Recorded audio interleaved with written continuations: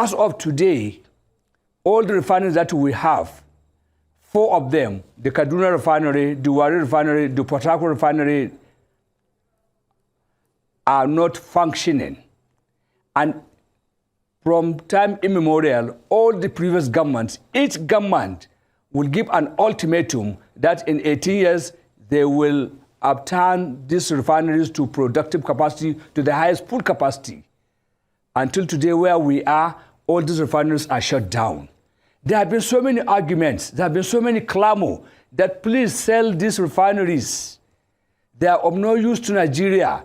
Sell them to the private that can come in and take them over and maybe put them into a better functioning.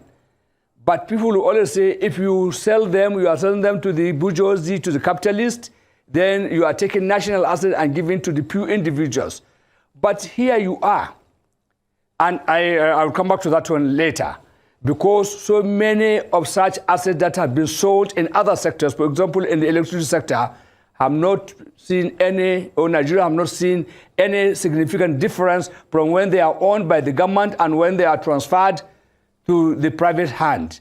So these are the general problems that we are facing. So the shortage of petroleum products in this country, I stand to be corrected, may not end permanently until when, one, either we rejuvenate all the existing refineries, or private sector should be encouraged to come and establish their own refineries like Dangote is doing right now in Lagos, and encourage smaller refineries which are called moderate refinery, where you can refine 5 to 10,000 barrels per day and much more than that. When you have availability, all I'm trying to say is it is only when you are producing locally that you can have availability. Once you are importing, and once we are importing with the Naira exchange rate at so exorbitant rate as of today of 740 Naira to $1, of course, you cannot get fuel at the price that you are trying to say the common man should get,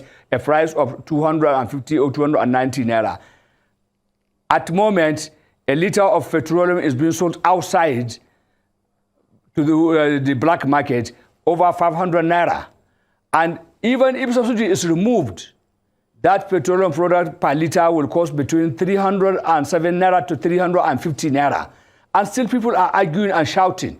I'm not saying people don't have right to complain. This is their country. And they consider this petroleum product as a God blessed to them. God decided to situate Nigeria on the latitude where it is and blessed with so many mineral deposits beneath the earth, part of which the petroleum product is part of. And until now, the people are suffering to get this fuel. They cannot get it at the time they want. And even when they get it, they have to cry through their nose, which is very unfortunate. It is not a failure of one particular individual or a group of few people. It is a collective failure, a systemic failure for a very long period of time. All right. I'm not saying this because of this present government of APC, which I belong to, which I'm part of. Yes. Has failed like other people are saying, but because this has come over the time. And let me tell you this, what even worries me more, when President Muhammad Buhari assumed leadership of this country, the usual queues during the end of their Christmas period, festive periods have vanished. All of a sudden now it has come back. Why? Then there must be some saboteurs. Some people either within the NNPC or outside the NNPC, or people outside or within the government or outside the government are collaborating to bring hardship to people, untold hardship, simply because election is approaching. Whether they like it, election will come and go, and will continue to survive. And whoever is going to be there, I hope is going to be a person that will now look at Nigerians and say, look, this thing must stop.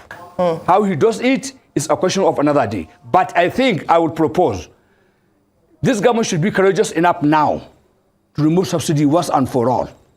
Whatever consequences it will come up, the government has less than 3 months to go. And those that are around President Muhammad Buhari has already squandered his goodwill. He have lost it.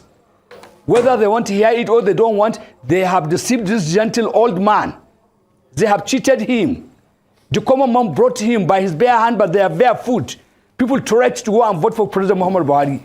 People donated their money to vote for President Muhammadu Buhari, and now they are thinking that because Buhari is going out and they must dictate who succeeds him, and whoever will succeed him is the person that will be in their own pocket. That will never happen. They are not God.